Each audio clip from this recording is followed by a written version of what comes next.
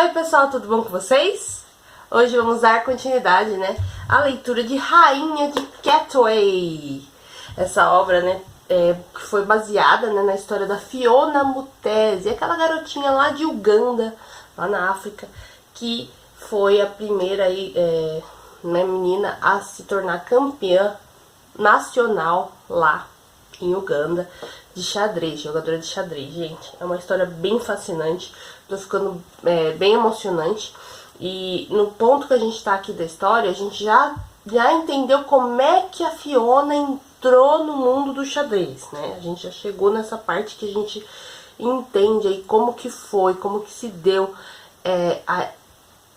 o início da Fiona no xadrez, assim como as outras crianças também, né, gente? E a gente também conheceu aqui a história do Robert Katende, né, que foi o causador aí de tudo isso, né? Também bem emocionante a história dele, né, gente? Então, antes de mais nada, eu vou pedir o meu like, vou pedir que você compartilhe muito esse vídeo, que você se inscreva no canal se ainda não for inscrito e ative as notificações. Isso é bem importante porque assim o YouTube te avisa sempre que tiver vídeo novo por aqui, tá? Lembrando que a minha meta pro Natal é de 500 inscritos, tá? São 500 inscritos que eu desejo, que eu almejo atingir aí 500 inscritos. Então dá essa força pra mim, compartilha com geral, fala, se inscreve lá, curte os vídeos, tá bom? Comenta aqui, participa, interaja comigo pra eu saber o que vocês estão achando, tá? E, gente, não esquece também que sexta-feira, né, dia 20, a partir das 6h30, nós temos uma live especialíssima com as minhas amigas dos canais Fases de Safira, Colecionando Planetas e Alguém nos Meus Óculos, tá? E além de muitos outros convidados, tá bom? Dando tudo certo, todo mundo participa, tá? Olha lá, vamos ler hoje o capítulo 6, tá bom? O capítulo 6 se chama Muzungu.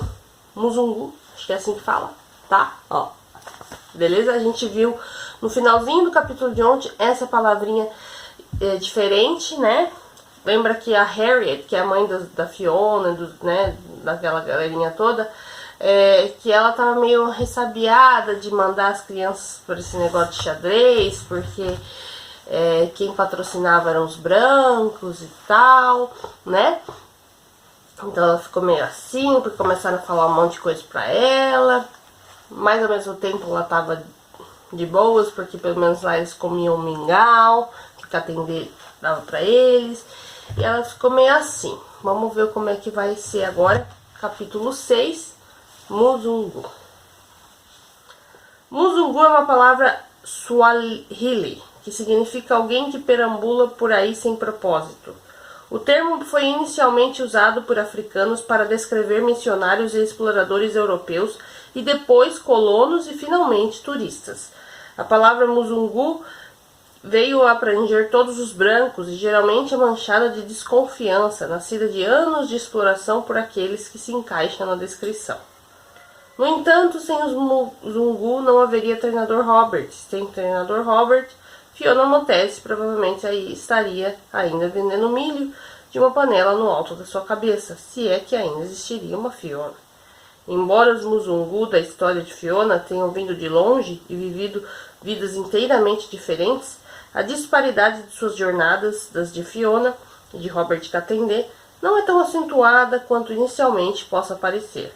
Todos eles perambularam, mas nenhum sem ter um propósito.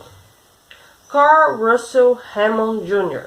nasceu no subúrbio de Boston em 16 de julho de 1933, filho de um banqueiro internacional. Os Hammond tiveram uma vida aconchegante de classe média alta em sua casa colonial branca de 2 andares, até o dia em que viram sua vida virar de cabeça para baixo, quando o menino chamado Russ tinha 4 anos de idade.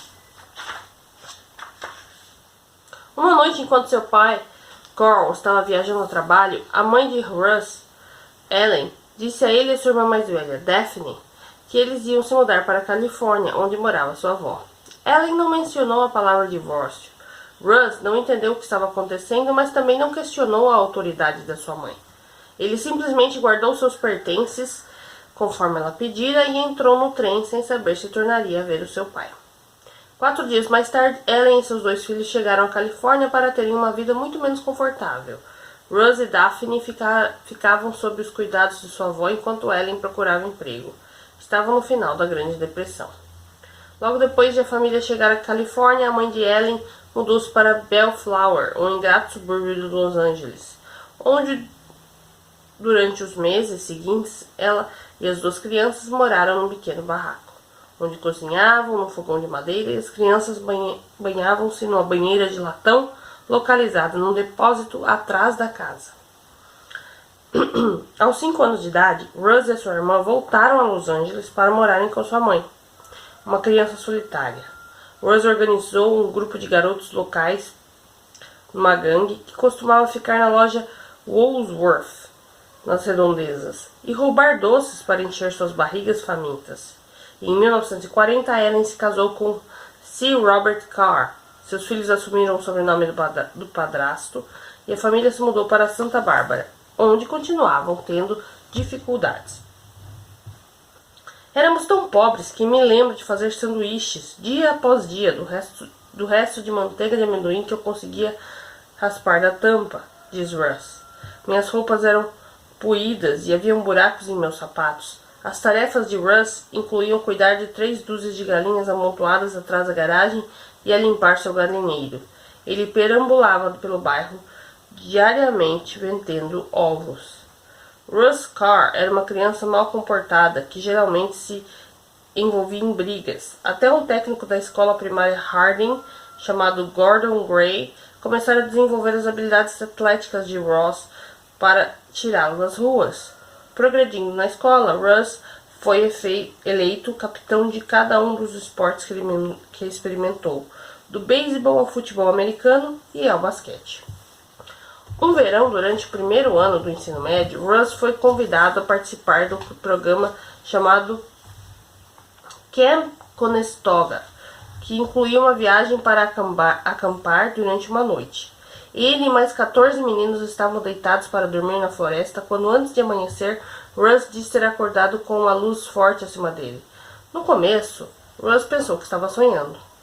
Escutei uma voz que pensei ser um anjo falando comigo, relembra Carr. E a voz disse: escolhi você para me seguir. E naquele momento minha jornada espiritual começou. E durante seu último ano na escola secundária Santa Bárbara, Russ conheceu Jay Belmont, um aluno da faculdade Westmont, que o recrutou para o grupo de cristão Young Life. Depois da escola, o St. Louis Browns ofereceu a Carr uma chance de jogar beisebol profissional, mas ele optou por se concentrar em seus estudos e procurar direção espiritual, finalmente escolhendo seguir Belmont a Westmont, onde Russ conheceria sua futura esposa, Sue. Russ se matriculou com apenas 10 centavos no bolso. Sua mãe não conseguia acreditar que ele havia recusado um contrato profissional de beisebol, assim como bolsas para atletas na Universidade do Arizona e na UCLA. Russ se formou em Westmont em 1956, com planos de se tornar professor, e os Carr começaram uma odisseia que incluíam 4 crianças e 18 mudanças ao longo de 3 décadas. Em cada parada, Carl se interessava pessoalmente pelos alunos mais problemáticos, e numa escola de Oregon, ele conheceu uma garota que usava o mesmo vestido sujo e manjado todos os dias. Carl a levou de carro para casa, que consistia em 2 cômodos e um banheiro externo, sem eletricidade nem água corrente. A mãe havia abandonado a família, o pai trabalhava como lenhador, e a responsabilidade de criar seus 3 irmãos mais novos caíra todas sobre a garota da classe de Carl. E para tomar banho, ela precisava ir até um córrego próximo, e em seguida levar água de volta para beber e cozinhar. E depois de Carl descobrir sua situação, a garota ganhou um armário no vestiário das mulheres da escola, cheio de artigos de higiene pessoal e um emprego no refeitório, onde tinha direito a uma refeição completa todos os dias. Os Carl acabaram indo para Washington, para a Alemanha e para a Inglaterra até voltarem para Santa Bárbara em 1966. Quando Carl acertou um emprego na faculdade de Westmont como professor, assim como treinador de beisebol e de futebol, Carl jamais jogara futebol na escola, mas havia se interessado pelo esporte durante seus 3 anos morando na Europa.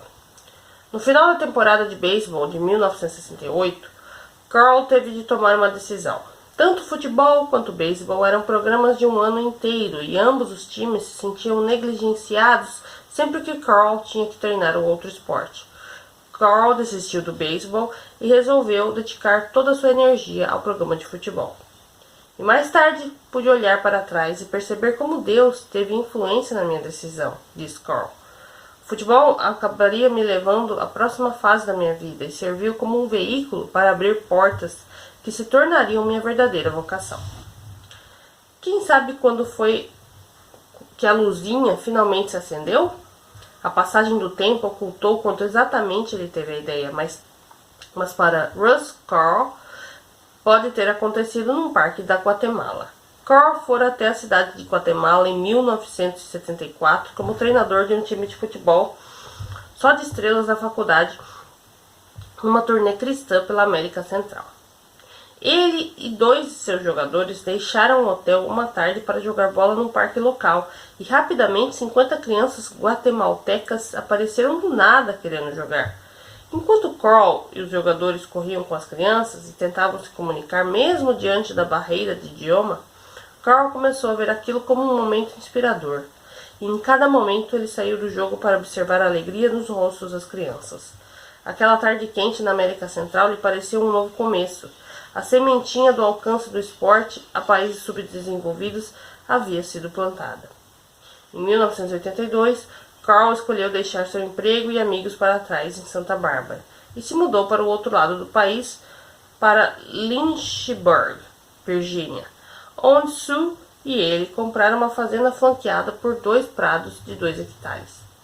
Carl planejava usar o espaço como campos de futebol, áreas de treino para seu futuro projeto de esporte, e logo depois de chegar a Lynchburg, Carl aceitou um emprego na Universidade Liberty, a escola cristã fundada pelo reverendo Jerry Falwell, onde acabou conhecendo Vernon Brewer, diretor da Liberty's Light Ministry, um grupo de estudantes missionários.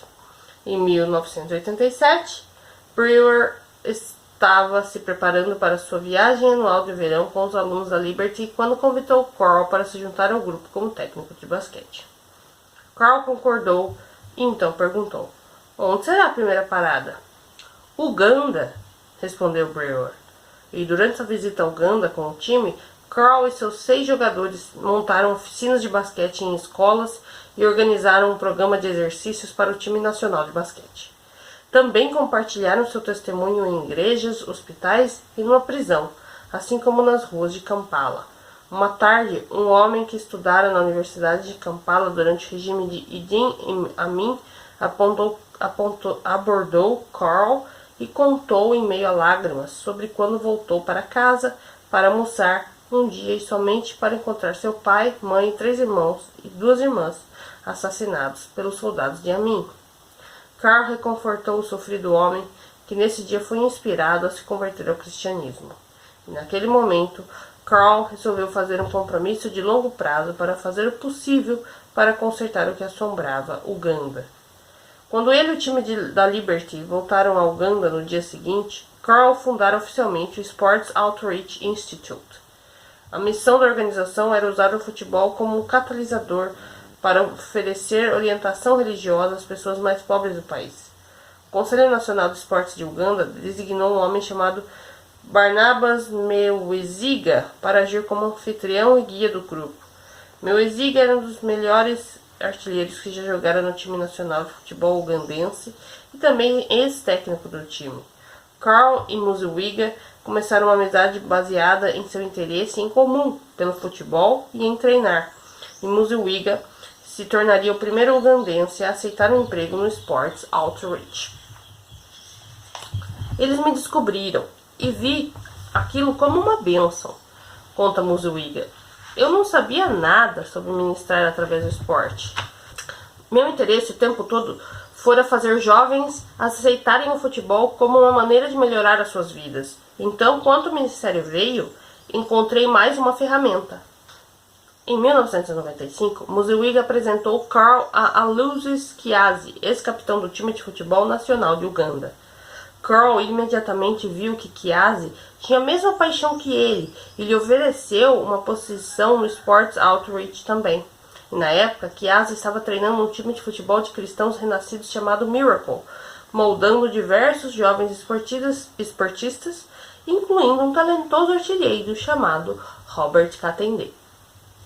E numa manhã, provavelmente 2002, com Barnabas Musiwiga ao volante numa estrada de terra no sul da Uganda, em direção a outra vila onde ele e Carl pregariam, os dois começaram a falar sobre o assombroso número de jovens nas favelas de Kampala.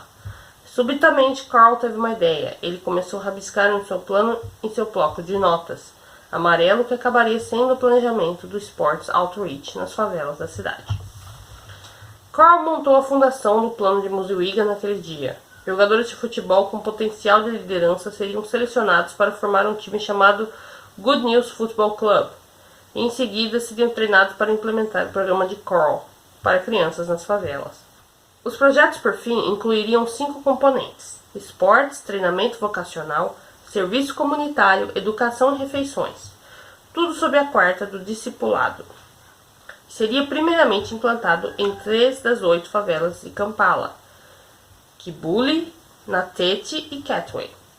Sabendo que um Muzungu como ele seria inicialmente visto ou com suspeitas ou como uma vítima de subornos, Carl procurou maneiras de ganhar o respeito e a aceitação das comunidades da favela. Primeiro, seu time entrava em contato com o líder local eleito pelo povo do distrito da determinada favela e ganhava aprovação para algum tipo de serviço comunitário, que incluía coleta de lixo e limpeza de valas de drenagem. E depois de várias horas de trabalho, eles pegavam bolas de futebol e encorajavam as crianças a participar de uma variedade de jogos. Carl, que já tinha quase 70 anos na época, sabia que estava ficando velho demais para comandar seu plano em longo prazo. Ele precisava de alguém que pudesse entender a sua missão e expandi-la. O Conselho de Sports Outreach pediu a Carl que encontrasse um americano que pudesse recrutar a nova geração de líderes ugandenses para a organização. E um dia, Carl convidou um pastor local chamado Rodney Sudeth para visitar sua fazenda na Virgínia. E durante o passeio pela propriedade, Carl explicou na Sudeth sua visão em relação ao ministério através dos esportes. Deus, acho que de certa forma, tendo trabalhado como um ministério através de esportes minha vida toda, concluiu Sudeth, com seu sotaque sulista arrastado. Eu só não sabia que tal coisa existia. Acho que cresci em Camelot, diz Rodney Sudeth. Na verdade, foi em Newport News, Virgínia, nos anos 1950, que Joseph Buxton, Buck Sudeth, pai de Rodney, havia sido cronometrista no estaleiro. Buck cresceu ao lado da água e amava velejar. E sempre imaginou que seguiria os passos de seu pai e também trabalharia no estaleiro. Buck terminou o ensino médio e se juntou à Marinha Mercante dos Estados Unidos na Segunda Guerra Mundial. E quando voltou da guerra, ele se casou com Louise Parker e tiveram 4 filhos, incluindo Rodney, nascido em 1949. Buck arranjou emprego como eletricista no estaleiro de Newport News, e os Sudeth viviam num bangalô de 2 quartos na rua Gumball, num bairro chamado Green Oaks, não muito longe das docas. Todo pai em Green Oaks era funcionário do estaleiro, patrono de uma família de classe média baixa, e ninguém jamais se mudava. Ao longo da rua Gamble, as famílias tinham sobrenomes como Ostrowski, Turnage, Juggins, Smith, Pulley, Schaumburg e Mackenzie, e suas raízes remontavam a toda parte do mundo. Eram todos brancos. Jamais estive numa sala de aula com uma pessoa de cor durante todo o ensino médio, mas meus pais me ensinaram a ser sensível a todos. Conta Sudeth. Não tínhamos permissão para fazer nenhum tipo de comentário negativo a respeito de nenhum grupo étnico ou pessoa de cor. Era uma época muito segregada no sul, então as pessoas ao nosso redor o faziam, mas jamais um Sudeth. Na época eu não entendia. Que poderosa lição de vida era isso. E no primeiro dia da primeira série de Rodney, pediram a ele e aos outros alunos que contassem até o máximo que conseguissem. Alguns dos que haviam frequentado a pré-escola ou jardim de infância. Rodney não. porque ninguém de seu bairro frequentava. Todos os outros alunos da sala sabiam escrever seus nomes. Rodney não sabia escrever sequer o R. Como ele sentava na primeira fila, Rodney foi o primeiro a se levantar e a contar. Ele contou até 6. Eu tinha 6 anos de idade e achava que estava muito bom, relembra Tudor. E bem logo atrás de mim havia crianças que contavam até números dos quais eu jamais ouvira falar, contando além de 100. E aquilo foi uma lição de humildade. Acho que foi quando eu comecei a perceber que havia uma veia competitiva em mim.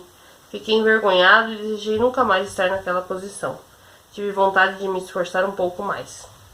E durante a maior parte de sua infância, Rodney não teve uma bicicleta. Os quintais da rua Campbell eram pequenos. Então, se as crianças do bairro quisessem jogar beisebol, precisavam ir até o Deer Park, a cerca de 3 quilômetros.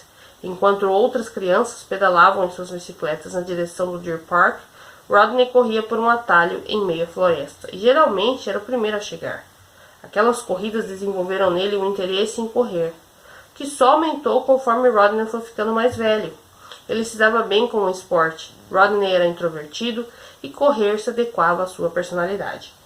Como ele era naturalmente rápido, os amigos de corrida na escola secundária Warwick o chamavam de foguete, e ele acabou encontrando no seu nicho como um meio fundista, prosperando através de sua coragem e determinação, impulsionando por um medo visceral de perder para outros corredores, que ele sabia que tinham mais talento. Praticar esportes no ensino médio me ensinou o que era viver no meio, concluiu Tudor. Acho que foi a maior lição que eu já aprendi com os esportes. Mentalmente, a maioria de nós está no meio do caminho, entre onde gostaríamos de estar e onde de fato estamos. E eu tinha uma ideia do que seria e não estava lá ainda, mas realmente queria chegar lá. E se eu resolvesse que queria alcançar certo nível numa sala de aula ou no campo, então antes de que pudesse alcançá-lo, eu sempre aumentava um pouco o meu nível. Durante muitas das suas corridas na escola, Rodney se forçava a sair de sua zona de conforto e depois de correr, urinava sangue. Quanto mais ele corria, mais sangue havia. Eu sabia que meu corpo estava falhando, mas o bairro em que cresci, quando se tinha um problema como aquele, você não contava a ninguém. Quando Rodney estava no primeiro ano do ensino médio, foi chamado à diretoria, onde seu orientador lhe disse: gostaria que você começasse a pesquisar universidades. Universidades? Perguntou Rodney. Eu vou trabalhar no estaleiro. Mas você pode ganhar uma bolsa para William and Mary. Rodney passou o resto do dia pensando pela primeira vez em ir a uma faculdade, em abandonar o caminho predestinado de sua vida. E naquela noite, Rodney conversou sobre a ideia com seu pai, que claramente ficou desapontado. O ambiente que Buck vivia acreditava que quando você terminava a escola, ia trabalhar. E ele falou com desdém sobre meninos de faculdade. E então Buck perguntou: "Você acha bom demais para o estaleiro?" Não acho nada disso", respondeu Rodney. "Só acho que pode existir algo mais lá fora." Na William and Mary, no final dos anos 1960, havia ainda muito poucas pessoas de cor na turma de Rodney Student, como tantos outros universitários na época. Ele estava tentando acompanhar a rápida mudança nas regras da sociedade americana. Então, resolveu passar um semestre na Hampton University, deixando um campus quase todo de brancos para um campus quase todo de negros. Não fui acolhido por ser diferente, e aquilo realmente abriu os meus olhos. Por Sudit, a respeito de Hampton. Aprendi mais sobre mim mesmo porque, apesar de ser naturalmente introvertido, eu não gostava realmente de ficar totalmente sozinho, de me sentir isolado, só por causa da minha aparência, especialmente quando eu não sabia como atravessar aquela barreira para se sentir confortável. Como atleta da William and Mary, Sudit de repente se encontrou firmemente no meio do caminho. Seu time incluía 2 meio-fundistas abaixo dos 4 minutos. Aquele era sempre o objetivo de Sudit, romper os 4 minutos.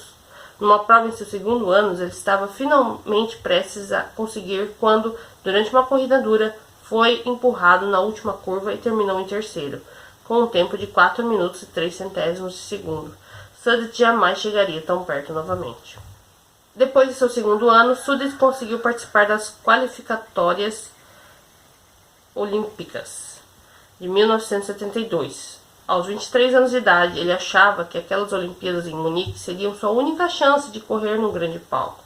E quando chegou para as provas em Eugene, Oregon, descobriu o quanto aquilo era grandioso. Ele se sentiu intimidado e seu corpo começou a deixá-lo na mão. Sudit não passou da primeira eliminatória. Foi quando meu rim começou a piorar e pude perceber que eu estava me desfazendo, disse Sudit. Aquela era a época em que eu estava começando a examinar urina. E quando recolheram um pote com a minha, eu soube que minha carreira correndo havia chegado ao seu fim. Sudit passou por uma cirurgia aquela noite e os médicos descobriram que ele sofria de uma doença congênita. Um de seus rins havia se deteriorado a ponto de chegar à falência. Correr competitivamente estava colocando pressão demais em seu sistema renal e o rim precisava ser removido, Sudit conta. Fui assombrado pela ideia de saber que jamais teria chance de ir atrás dos meus sonhos no atletismo. Sudit se tornaria o primeiro de sua família a se formar na faculdade. Ele prosseguiu então para a faculdade Virginia Commonwealth, onde ganhou um diploma de professor e conheceu sua futura esposa, Janice. O primeiro emprego de Sudit como professor foi na escola secundária Thomas Jefferson, uma escola do centro da cidade de Richmond. A população de alunos era quase toda de alunos negros, num bairro majoritariamente branco. Sudit ensinava história e ciências políticas e tornou-se treinador assistente para o time de corrida, que conquistou 4 campeonatos estaduais ao longo dos 7 anos seguintes. De certa forma, era o lugar mais recompensador para se estar, porque você estava realmente ajudando as pessoas, disse Sudit. Me lembro de ver alguns jovens se formando e indo para Harvard, mas descobri que a maior parte das histórias num centro urbano não termina como você gostaria. Sudit foi particularmente afetada pela história de Cherry Trent, uma das atletas do time de Thomas Jefferson. Sudit costumava dirigir seu Fusca laranja até os projetos às 5 da manhã para buscar Cherry para que era conhecido como Patrulha da Madrugada, os exercícios de manhã cedo do time. Uma noite recebi um telefonema dizendo que a mãe de Cherry e seu namorado haviam tido uma discussão e que ele assassinara Cherry com um tiro de espingarda bem na frente de sua mãe. E ao passar por aquilo, percebi que existem certas coisas que simplesmente não posso controlar, tampouco compreender. Aquilo me exauriu. A morte de Cherry ajudou a desencadear o fim do mandado de Sudit na Thomas Jefferson. No dia em que os colegas de Cherry venceram o campeonato estadual em sua homenagem, Sudit recebeu uma oferta de emprego para ensinar e treinar na escola secundária E.C. Glass em Lynchburg, Sudit. E Sudit sabia que precisava de uma mudança e aceitou a oferta. Sudit acabou treinando E.C. Glass durante pouco tempo, e ao final de uma temporada ele imediatamente pediu demissão. Sudit tinha uma forte sensação espiritual de que devia estar fazendo alguma outra coisa. Janice e ele tinham 4 filhos, e Sudit havia se envolvido muito com sua igreja. E finalmente a igreja perguntou a ele se aceitaria trabalhar lá em tempo integral, como diretor de educação cristã. E Sudit não tinha nenhum treinamento específico a não ser o fato de seus pais serem professores nas missas dominicais, além de algum conhecimento da Bíblia. Mas ele aceitou o emprego mesmo com medo de não ser qualificado o suficiente. E no mesmo ano em que Sudit chegou a Lynchburg, Russ Carl comprou sua fazenda para servir de local para sua nova fase de vida. Um dos idosos da igreja de Sudit ajudara Carl a adquirir sua propriedade e sugeriu a Sudit que fosse conhecê-lo. E Sudit perguntou por quê. Se lembra de quando nos disse que devíamos usar os esportes para ajudar as crianças da igreja? Perguntou o idoso. Bem, Russ está falando sobre suas estranhezas também. Nós nos compreendemos, mas de repente vocês se entendem.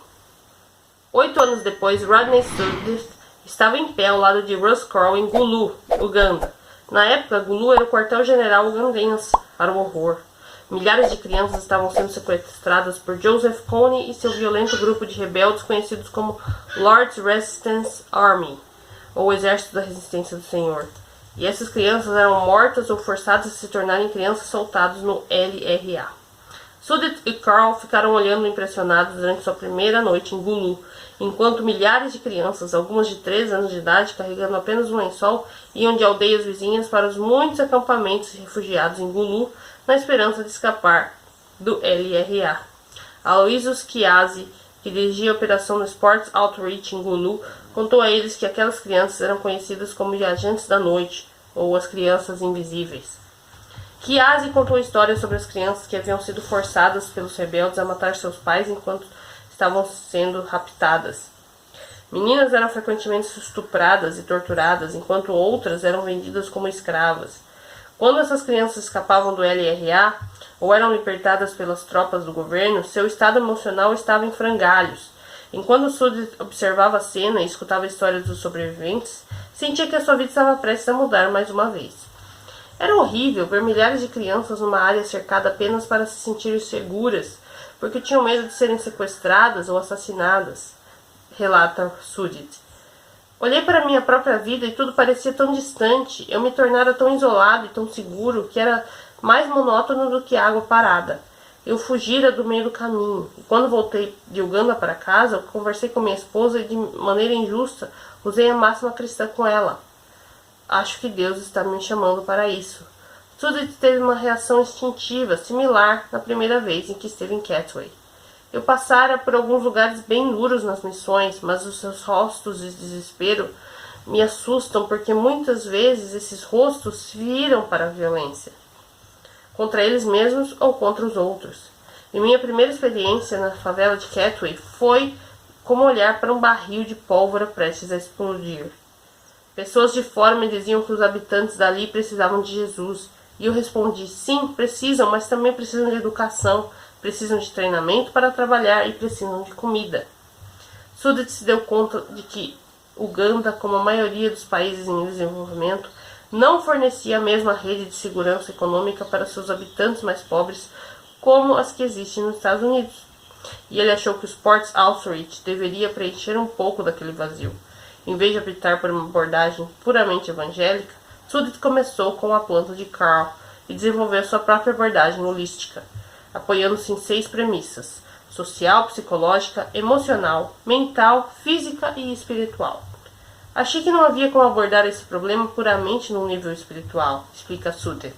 Não podemos simplesmente dizer a essas crianças, não tenham medo, Deus está com vocês. Precisamos mostrar a elas que podemos abordar todas as dificuldades delas. E eu ia às favelas e via locais onde uma organização cristã havia estado e convertido centenas de pessoas, mas aquilo não dera certo. E outras davam comidas às pessoas, mas se você só faz isso então, quem vai lhes dar comida amanhã? A missão de Carl para Sudit era ajudar a desenvolver os jovens líderes treinados por Muziwiga e Chiasi. E quando Sudit conheceu Robert Katende, imediatamente viu o seu potencial.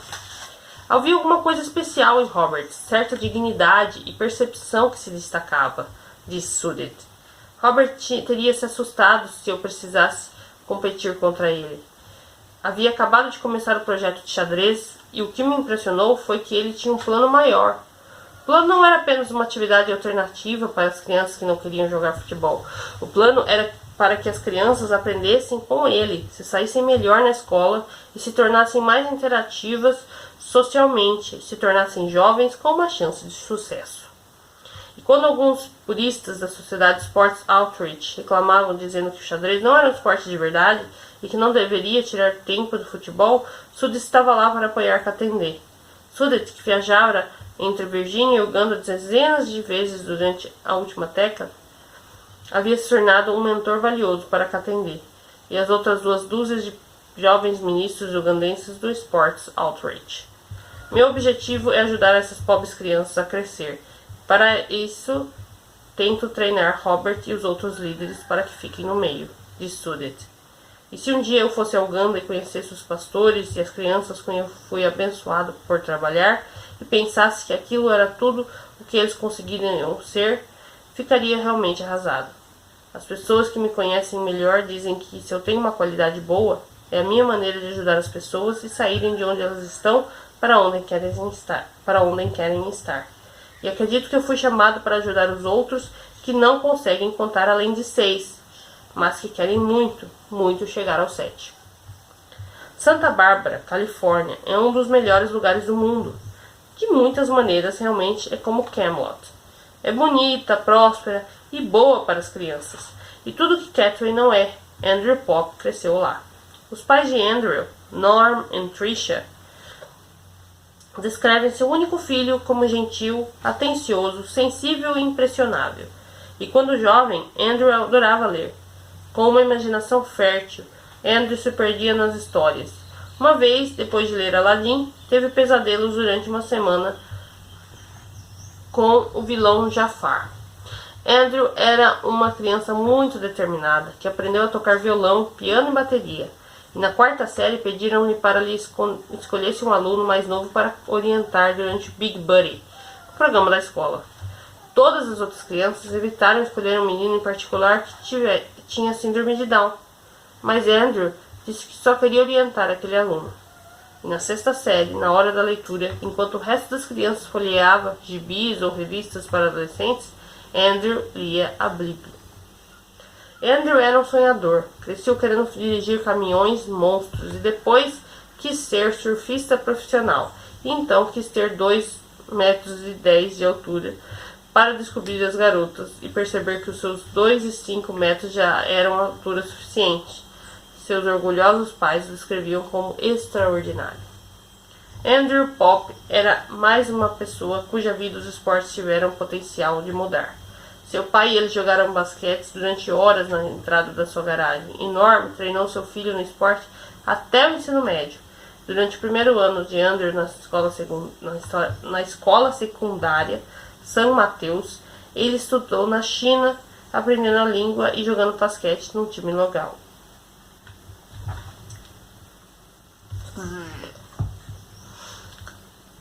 Andrew Pop era mais uma pessoa cuja vida os esportes tiveram potencial de mudar. Seu pai e ele jogavam basquete durante horas na entrada de sua garagem, e Norm treinou seu filho no esporte até o ensino médio. Durante o primeiro ano de Andrew na escola secundária San Marcos, ele estudou na China, aprendendo a língua e jogando basquete no time local. Também ensinou o jogo a crianças numa missão da igreja a Guatemala no verão seguinte, em 2004. E no último ano, em São Marcos, Andrew ganhou todas as honras, tanto no vôlei como jogador no meio da rede, quanto no basquete como pivô do seu time. Ele também tirou mais de 1.500 em seus testes SATs de acesso a universidades, e o que fez dele um aluno e atleta modelo para recrutadores de faculdades. Ele podia escolher para qual delas ir. E Andrew foi recrutado para dezenas das faculdades em todo o país para jogar basquete. Mas o seu sonho sempre fora ir para uma das melhores, como Harvard ou Yale.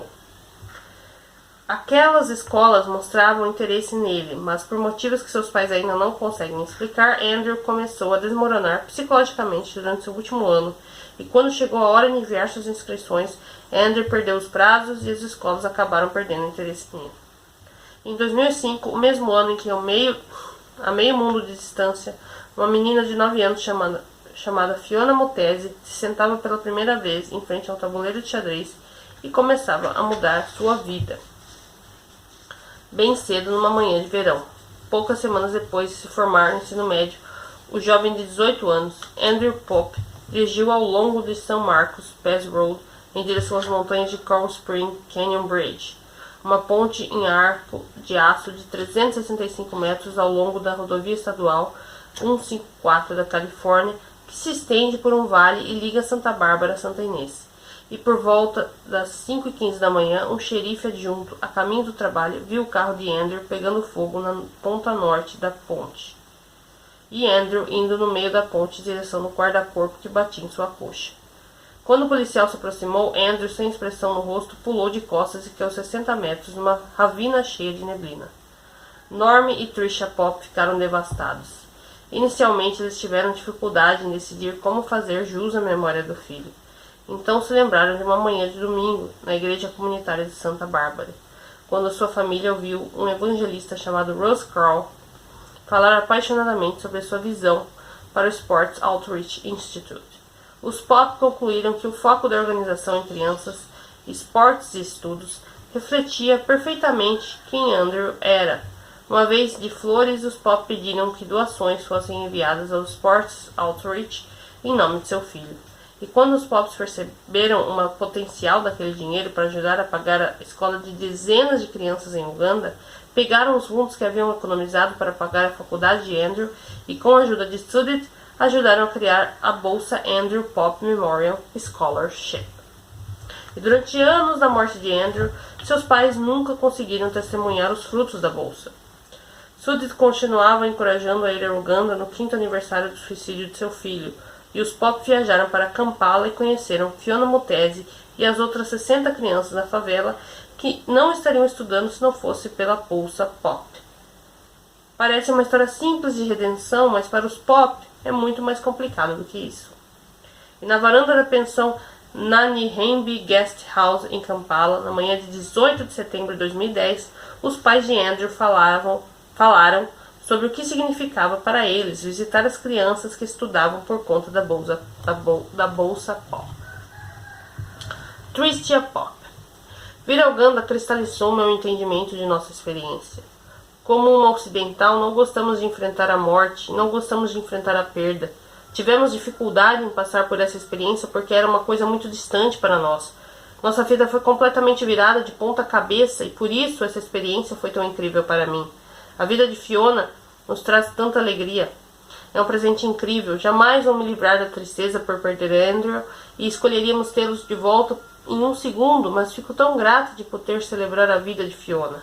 Acho que o que eu aprendi foi que por isso que temos duas mãos.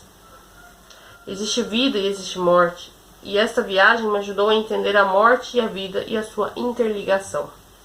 Acho que as pessoas querem que sejamos quem éramos, mas nunca mais quero ser a mesma. Quero aceitar a morte de Andrew, assim como Fiona precisou fazer com todas as dificuldades pelas quais passou em sua vida. E sinto uma sensação muito maior de plenitude, apesar da minha perda. Porque essa viagem me ajuda a entender que a maioria do mundo sofre mais do que nós. Infundir a vida de Fiona com um pouco de esperança é um tremendo presente. A mãe de Fiona nos agradeceu, está brincando comigo? Eu agradeci a ela por ter a coragem de enfrentar cada dia cuidando de Fiona. Nós duas somos mães. Tenho tristezas como mãe em minha vida e ela também. Sinto muita solidariedade por ela. Sinto como se fôssemos parceiras. Não estou ajudando mais do que ela está me ajudando. E quando a mãe de Fiona se ajoelhou e agradeceu, tive essa clareza esmagadora de que somos todos partes da mesma família. E quem não faria o possível para ajudar a sua família? O nosso filho escutou alguma voz sombria dentro de sua cabeça que disse que era melhor acabar com sua vida. Foi muito ruim. Ele era meu doce menininho. É esse o mistério que nos restou. É um enigma que jamais desvendaremos e eu não acho que devemos encontrar um sentido nele. Passamos 2 anos nos perguntando por quê e finalmente entendemos que você pergunta por quê até poder conviver com o porquê. Isso está nos ajudando a viver com o porquê. Norm Pop. Não sei se já tentamos verbalizar isso antes, mas não importa o quanto alguém esteja doente, nem quais sejam as suas circunstâncias, enquanto esse alguém está vivendo, existe esperança. E para minha esposa e para mim, lidar com o fato de que Andrew se foi e que não há esperança tem sido uma das coisas mais difíceis de aceitar. E nessa viagem, há 61 crianças com a bolsa Pop. E esperamos ver todas elas. Não há dúvidas de que as circunstâncias delas são péssimas. É de revirar o estômago. Mas pelo menos existe uma esperança ali. Uma coisa difícil é que as crianças gostam de enfeitar a tragédia. As pessoas dizem que deve haver um motivo para Andrew ter morrido. Não existe como eu achar que as coisas boas que vieram disso tudo valeram a morte dele. Nada valeria isso. Nada pode substituí-lo. Não é uma equação matemática, não é 1 por 61. Não acontece assim. Mas de outra maneira é redentor, porque se aquilo não tivesse acontecido, não estaríamos aqui. Não teríamos criado essa bolsa. Nós, de uma maneira particular, apreciamos a vida e o que ela significa de um jeito que as crianças ainda não. A ligação que sentimos com Fiona não é como se tivéssemos dado um dinheiro para essa garota e agora ela estivesse bem. Estamos trabalhando pela vida dela de um jeito que ela não entenderia, de um jeito muito mais profundo. É tão difícil porque Andrew não valorizou a vida, porque ele não tinha nenhuma espécie de perspectiva. Eu sei que essas crianças também não, mas de alguma forma as ajudamos a sobreviver e a manterem-se vivas. Pode ser que tenham esperança para o futuro. Acho que uma das coisas mais difíceis é que não podemos transformar Andrew num herói e ainda assim o amamos tanto quanto o pai ou mãe amaria. O que ele fez não foi de maneira alguma exemplar ou corajoso. Foi uma forma impulsiva de lidar com seus problemas. Essa é a questão. Mas queríamos honrá-lo. Ele cometeu um erro irreversível. Infelizmente, a maioria das pessoas comete erros contornáveis. Enquanto você estiver vivo, não há motivo para não ter esperança. E estamos transmitindo isso às crianças que conhecemos aqui. Não podemos falar das circunstâncias da morte de Andrew especificamente, mas podemos dizer: ei, perdemos nosso filho e queremos que vocês tenham a vida que ele não teve. Gostaríamos que vivessem com esperança. A anuidade escolar de Fiona, paga pela Bolsa Pop, é de $75. Cara, a gente fechou aqui a primeira parte, tá? Do livro.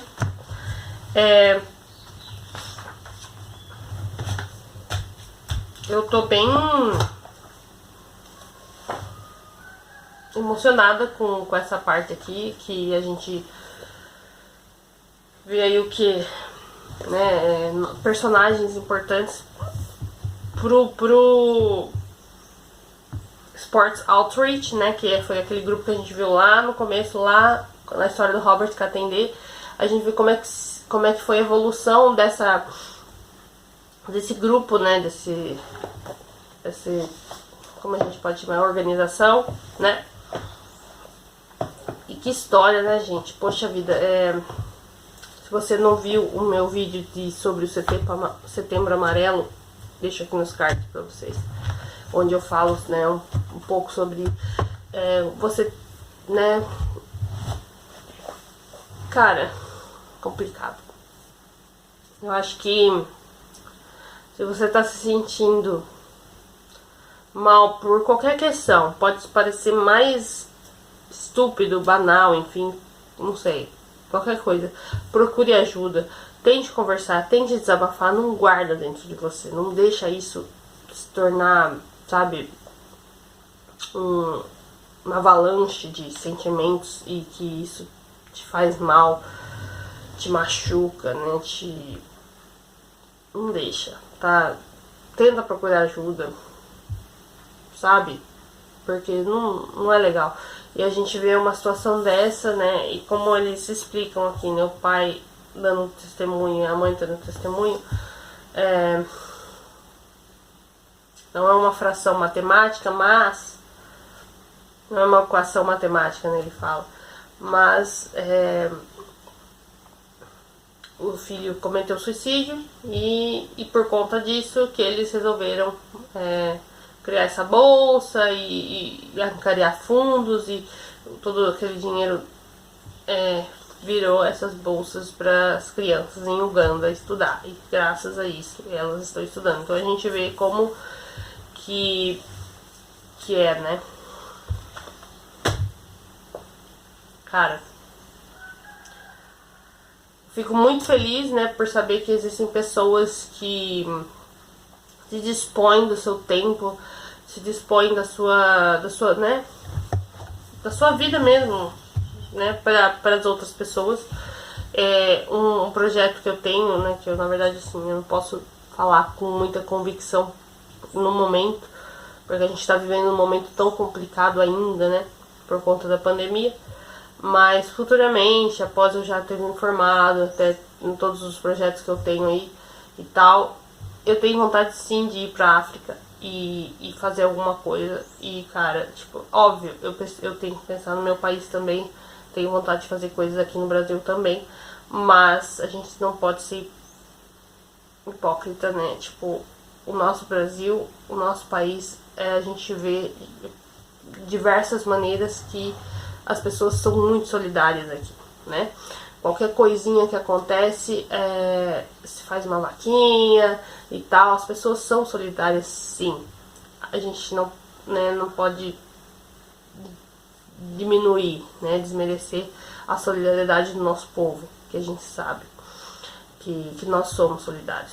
Precisou, a gente tá lá ajudando da maneira que for, né, da maneira que a gente pode ajudar.